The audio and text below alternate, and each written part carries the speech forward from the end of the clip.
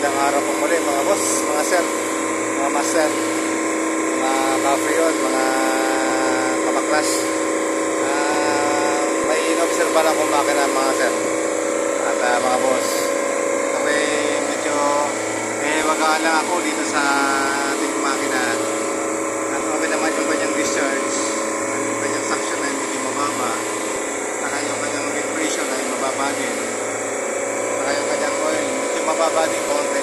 Yung nahiwagaan ako dito mga boss kasi kanina ko pa ito inobserbahan ang makina yan ito, so hindi ko lang malaman at bakit yung kanyang injection ng liquid ay matagal yung kanyang response sa kanyang pressure transmitter. Although nag-i-inject naman, kaso medyo mabagal yung kanyang madalang po siya mag-inject.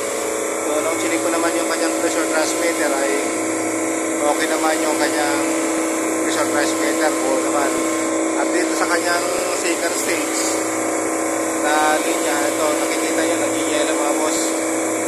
Then maya maya kapag tuloy-tuloy nag-i-inject yung kanyang liquid ay mawawala din naman yung ano na yan, mawawala din naman yung yellow na yan.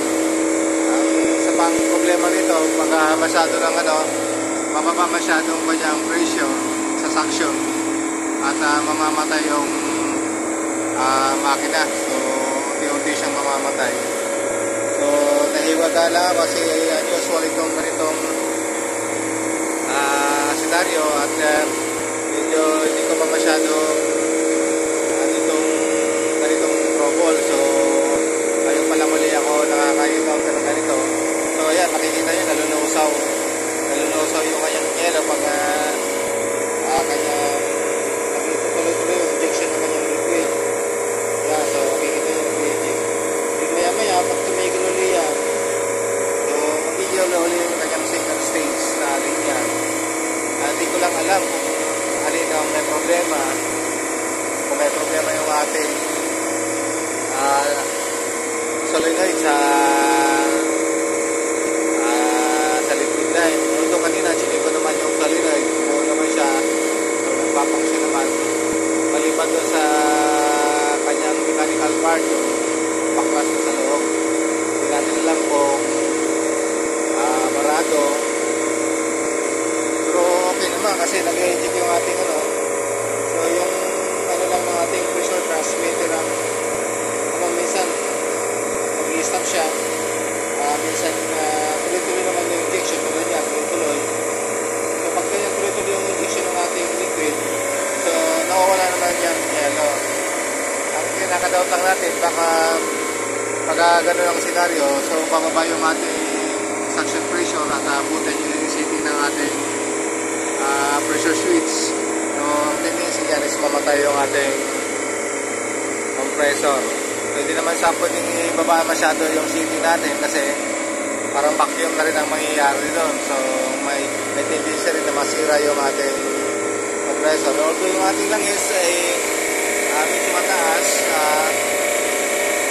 yung ating oil. So mga boss, mga sir, pakicomment po at pakitulungan po ako kung kayo may idea regarding sa ganitong sitwasyon, sa ganitong problema ng makina. Paki-comment po at paki-share po sa akin at malaman ko lang po ang inyong opinion, yung mga suggestion kung sakaling baka naman nakaka-encounter kayo ng ganitong problema sa makina. At magkaroon din ako ng counting idea sa inyo.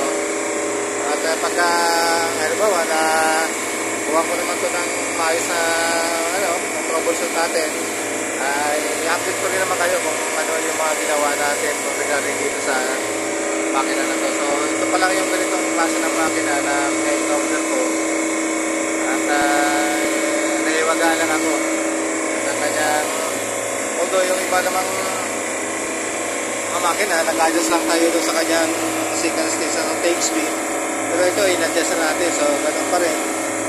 Although yan, tulad yan, nag-i-yellow na naman, make up na naman siya ng yellow. Tapos mamaya-maya malulusaw rin naman siya pag yung injection ng ating liquid ay tuloy-tuloy. So bumaba kaunti yung ating suction pressure. Kaya pag bumaba kaunti, mabuti na lang ay hindi naabot yung ating pressure switch, yung setting ng ating pressure switch, at hindi namamatay yung ating compressor.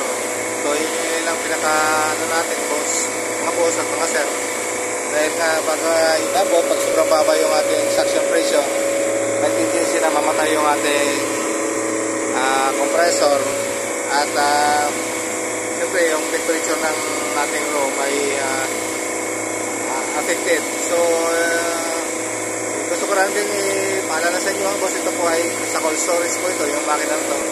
30 horsepower po na compressor, double stage compressor to.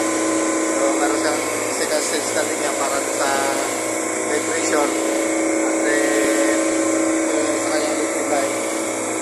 So kanina ko lang to na-observe, at hanggang ngayon ina-observe pa natin kung ano ba yung cause bakit nagkakaganito yung ating makina.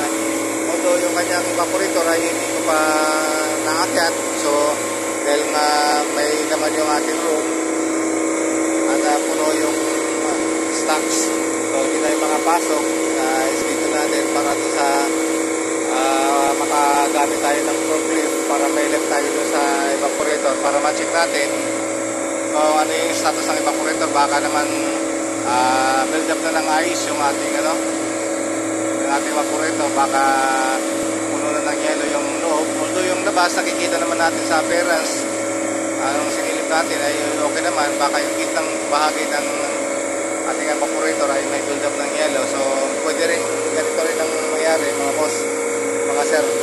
At salamat at sa inyong pagsubaybay at yung pagtangkilik sa ating mga video ngayon. Tingnan nyo mga boss, at nalusaw na naman. So tuloy naman yung injection ng ating liquid. At yun mga sir, mga boss, maraming salamat. Like lang po, subscribe, pakicomment na lang po kung sakaling hindi kayo tinatamad mag-komento, at pakibigyan lang po ako ng kaunting advice and suggestion para at least malaman ko rin na yung mga suggestion para makakuha din ako ng kaunting idea sa inyo mga boss, mga sir. So hanggang dito po muna, at susunod na mga video i-update ko kayo kung ano yung mangyayari dito sa in-observe natin makina. So hanggang dito po muna, at magandang araw po muli.